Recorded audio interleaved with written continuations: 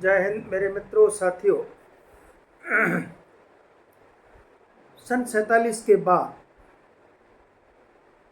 1947 को भारत आज़ाद हुआ और आज़ादी के बाद से ही, स्वतंत्रता के बाद से ही देश में नक्सलवाद को बढ़ावा मिला।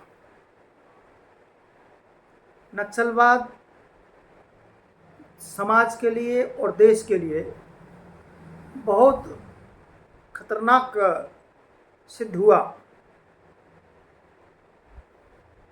हम थोड़ा पीछे जाएं तो 2015 के पहले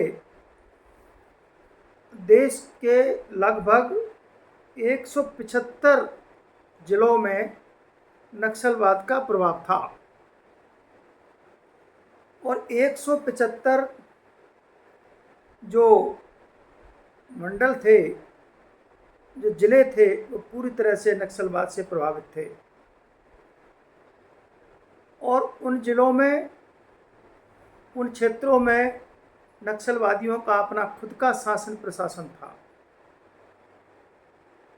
देश में कांग्रेस की सरकार थी, मनमोहन सिंह जी भारत के प्रधानमंत्री थे, लेकिन नक्सलवाद पर पूरी तरह से लगाम नहीं लग पाई। आज का जो वीडियो है वो नक्सलवाद को लेकर है, किस तरह से नक्सलवाद को भारत से और भारत के क्षेत्र से समाप्त किया।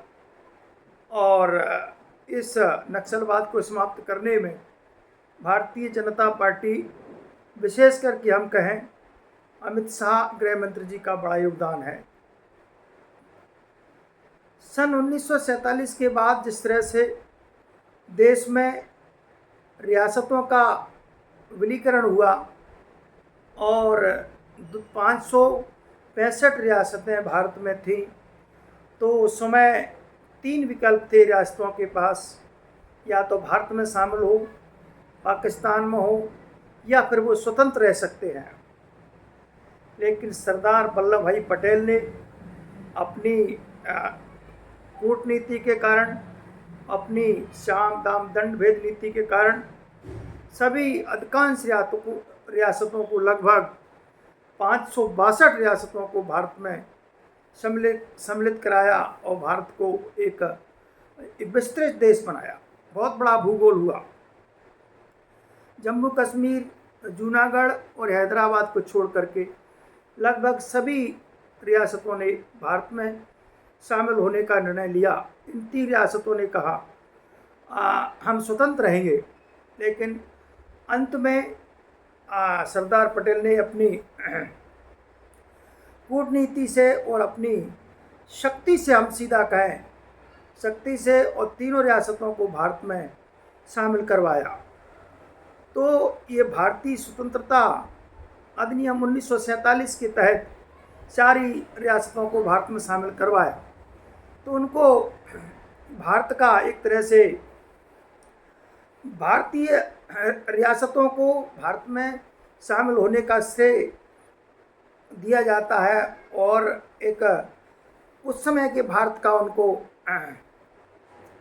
हम भारत का प्रथम पुरुष भी कह सकते हैं कि जिन्होंने अपने योगदान के माध्यम से, अपनी नीतियों के माध्यम से और भारत का विस्तार किया और अनेक रियासतों को भारत में शामिल किया। उस समय के गृह मंत्री और प्रधानमंत्री सरदार पटेल को इसलिए लोहा पुरुष कहा जाता कि वो लोह पुरुष हैं। उन्होंने अपनी साम दाम दंड भेदी नीति के माध्यम से भारत को एकत्रित किया और सारी रियासतों को भारत में शामिल करवाया। ठीक उसी प्रकार, जिस प्रकार की सरदार वल्लभ भाई पटेल ने भारत को एकत्रित किया, सभी रियासतों को एकत्रित किया और भारत को बनाया, ठीक उसी प्रकार से गृह मंत्री अमित शाह जी को भी ऐसा ही श्रेय जाता है नक्सलवाद को लेकर के। 2014 तक भारत में 170 और 175 जिलों में नक्सलवाद था, लेकिन जैसे ही भारतीय जनता पार्टी की सरकार आई और अमित शाह को गृह मंत्री बनाया, तो अमित शाह ने ठीक सरदार वल्लभ भाई पटेल की तर्ज पर संपूर्ण देश से नक्सलवाद करने का संकल्प लिया और उन्होंने कहा 2026 तक भारत के हर जिले से, हर प्रांत से नक्सलवाद को सफाया कर दिया जाएगा। मित्रों, आज नक्सलवाद अपनी अंतिम सांस गिन रहा है। चाहे मध्य प्रदेश हो, बिहार हो, छत्तीसगढ़ हो, महाराष्ट्र हो, सुकमा हो या कोई भी क्षेत्र हो, दंडकारण्य हो, उनके बड़े बड़े जो प्रमुख हैं वो या तो मारे गए हैं या फिर आत्मसमर्पण करने के लिए तैयार बैठे हैं। आज नक्सलवाद 175 से घट करके और 5 राज्य से घट करके आज मात्र 2 से 4 जिलों में अपनी अंतिम सांस ले रहा है। तो भारतीय जनता पार्टी के अमित शाह को हम लोहा पुरुष कह सकते हैं। जिस प्रकार सरदार वल्लभ भाई पटेल को हमने भारत के लोगों ने लोहा पुरुष कहा कि सारी रियासतों को भारत में शामिल करवाया, उसी प्रकार से हम अमित शाह को भी लोह पुरुष कह सकते हैं, क्योंकि ये नक्सलवाद भारत की बहुत बड़ी समस्या थी। आतंकवाद और नक्सलवाद पर भारतीय जनता पार्टी की सरकार ने, अमित शाह ने जो प्रहार किया है वो सन 47 के बाद और तक आज तक कभी नहीं हुआ। जैसे ही अमित शाह गृह मंत्री बने, उन्होंने नक्सलवाद और आतंकवाद पर कड़ा प्रहार किया। आज देश में नक्सलवाद अपनी अंतिम सांस ले रहा है, आतंकवाद भी अंतिम सांस ले रहा है। आज देश पूरी तरह से सुरक्षित है, देश में कानून का शासन है, लॉ एंड ऑर्डर की व्यवस्था है, इसमें शांति है, देश अपने विकास के अपनी प्रकृति के पथ पर दौड़ रहा है।